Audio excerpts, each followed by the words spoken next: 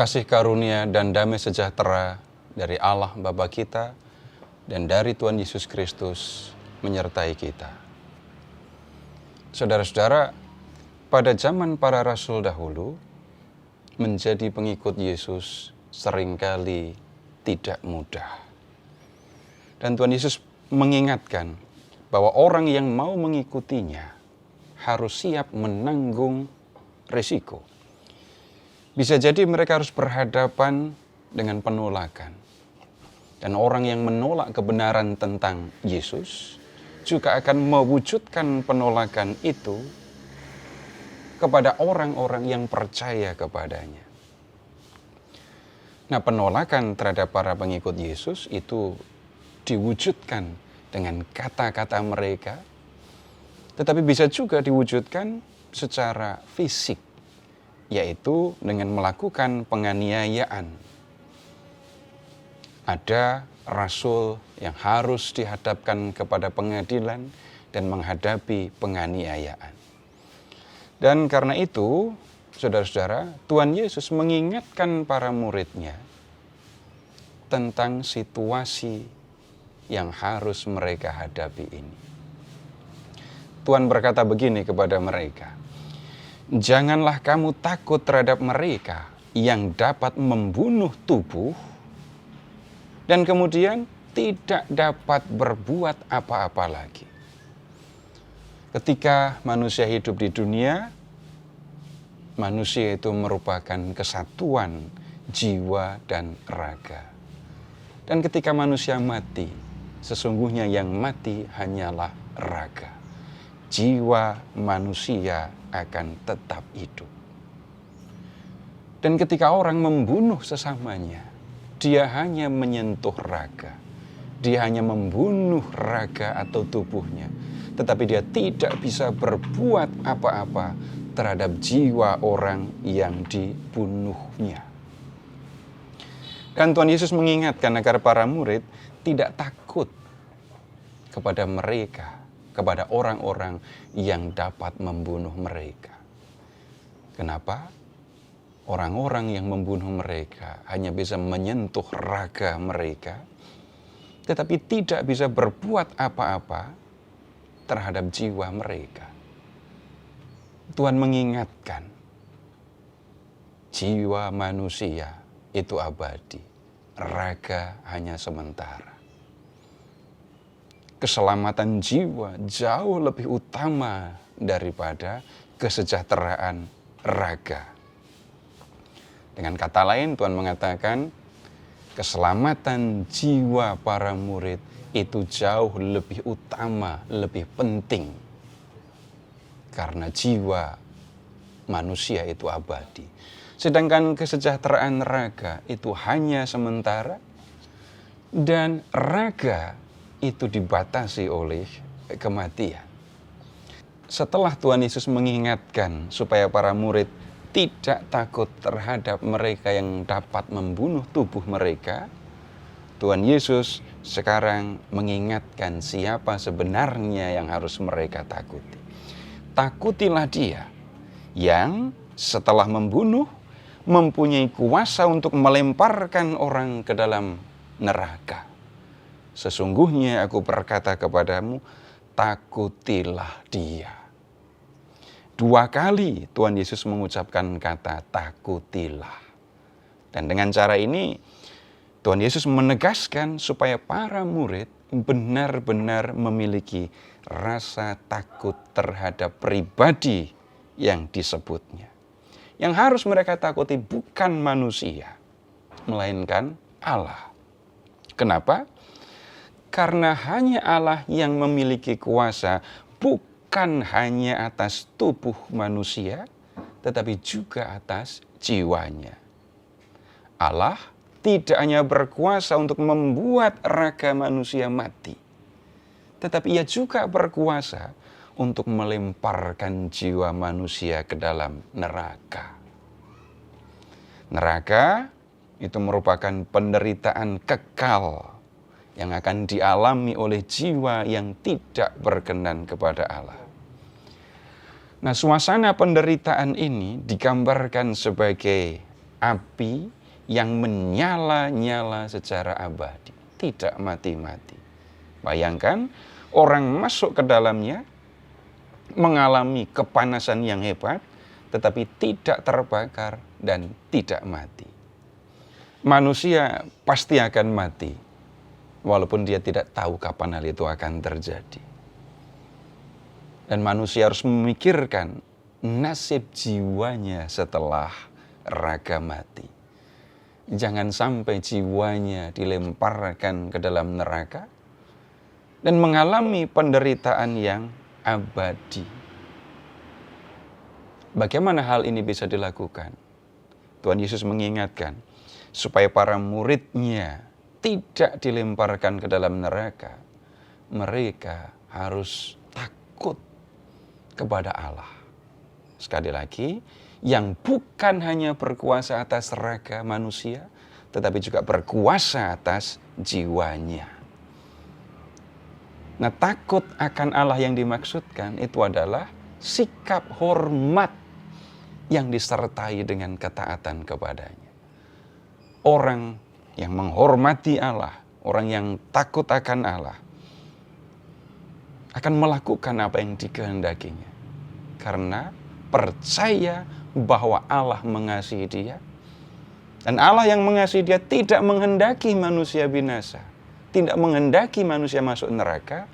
Tetapi menghendaki agar manusia menikmati kehidupan yang abadi di dalam kerajaan surga. Saudara-saudara, para pengikut Yesus di zaman dahulu harus berhadapan dengan berbagai kesulitan.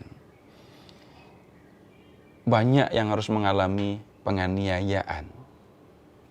Dan kemudian di antara mereka banyak juga yang tidak tahan menghadapi penderitaan karena penganiayaan itu, lalu meninggalkan iman mereka.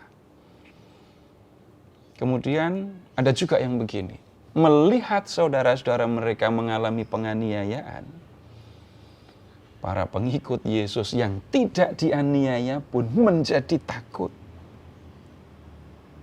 Mereka tidak berani terang-terangan mengatakan atau mengakui bahwa mereka adalah pengikut Yesus. Dan terhadap orang-orang yang seperti itu, Tuhan Yesus menantang setiap orang yang mengakui aku di depan manusia. Anak manusia juga akan mengakui dia di depan malaikat-malaikat Allah. Tetapi siapa saja yang menyangkal aku di depan manusia, ia akan disangkal di depan malaikat-malaikat Allah. Tuhan Yesus memang menyebut setiap orang. Tetapi ucapan ini tentu saja ditujukan untuk para pengikutnya. Kenapa? Ya hanya para pengikutnya yang bisa mengatakan dia mengakui sebagai pengikut Yesus, atau dia menyangkal, tidak berani mengakui kalau dia adalah pengikutnya. Berkaitan dengan mengakui Yesus, para pengikut Yesus diingatkan, Yesus adalah anak manusia. Dia adalah raja yang berkuasa atas kerajaan surga. Pada akhir zaman, ia akan datang kembali bersama dengan para malaikat untuk mengadili setiap orang. Ia akan hadir bersama dengan para malaikat dan dia memegang kuasa untuk menentukan siapa yang layak masuk dalam kerajaan surga dan siapa yang tidak. Nah, kalau seorang pengikut Yesus selama hidup di dunia berani mengaku kalau dia adalah murid Yesus, sekalipun harus menanggung resiko seperti yang sudah kita lihat tadi, maka ketika Tuhan Yesus datang sebagai hakim, dia akan mengakui orang itu di depan para malaikat yang menyertainya. Ia akan berkata di depan para malaikat, "Ini hambaku yang setia, yang berani mengakui kalau dia adalah pengikutku, sekalipun harus menanggung konsekuensi, yaitu kesulitan di dalam kehidupan mereka." Nah, peringatan Yesus ini, saudara-saudara, dengan jelas menunjukkan bagaimana sikap orang yang beriman kepada Yesus selama hidup di dunia itu akan menentukan nasibnya di dunia yang akan datang. Sikap mereka terhadap Yesus akan menentukan bagaimana keadaan jiwanya nanti di hadapan Allah ketika harus berhadapan dengan pengadilan Allah. Dalam pengadilan itu, yang akan menjadi dasar adalah apa yang mereka lakukan selama hidup di dunia sebagai pengikut Yesus.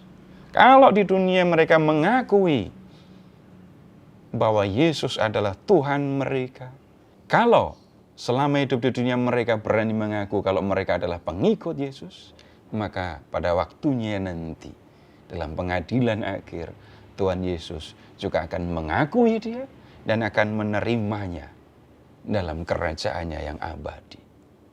Dengan cara demikian, pengakuan iman akan Yesus selama hidup di dunia itu akan menyelamatkan jiwanya. Nah, kemudian saudara-saudara, kita perlu melihat hal yang lain lagi yang dulu dialami oleh para pengikut Yesus. Dan bisa jadi juga kita harus belajar dari apa yang mereka alami. Pada umumnya manusia menghindari hal-hal yang membuatnya susah, sakit, dan menderita. Penganiayaan yang dihadapi oleh para pengikut Yesus di zaman para rasul telah membuat banyak orang mengalami penderitaan. Tidak tahan menderita, membuat mereka meninggalkan kepercayaan kepada Yesus. Banyak orang tidak tahan menghadapi penderitaan ini. Dan akibatnya mereka seolah tidak peduli kepada jiwanya di dunia yang akan datang. Mereka hanya peduli dengan raganya yang hanya sementara itu. Tuhan Yesus tidak hanya memberikan nasihat, Dia juga melakukan apa yang dinasehatkan. Ia datang ke dunia untuk melakukan kehendak Bapa, untuk menyelamatkan manusia. Di kayu salib, Dia menanggung penderitaan bahkan sampai dengan kematiannya.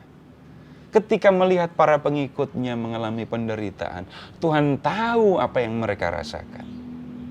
Dan bukan hanya itu, kita percaya Tuhan yang pernah mengalami penderitaan itu akan menyertai, menemani, memberikan kekuatan kepada para pengikutnya yang menghadapi hal yang sama. Kita memang tidak menghadapi penganiayaan seperti yang dialami oleh para rasul dan para pengikut Yesus di zaman awal kekristenan dulu. Tetapi apa yang disampaikan oleh Tuhan Yesus ini mengingatkan kita, jangan hanya khawatir dengan ragamu. Jangan hanya peduli dengan ragamu. Raga itu sementara. Tetapi jiwamu itu akan abadi. Selama di dunia memang kita hidup dengan jiwa dan raga. Tetapi kita dipanggil, diingatkan untuk memikirkan juga keselamatan jiwa kita. Dan bagaimana itu bisa dikerjakan? Takut akan Tuhan. Lakukan yang dikehendaki oleh Tuhan, ikuti kehendaknya karena Dia hanya mengasihi kita dan menghendaki keselamatan jiwa kita. Terpujilah Allah, Bapa yang telah mengasihi kita, yang telah mengaruniakan anaknya yang tunggal untuk menyelamatkan kita, dan yang telah mengutus Roh-Nya yang kudus untuk menuntun kita di jalan keselamatan.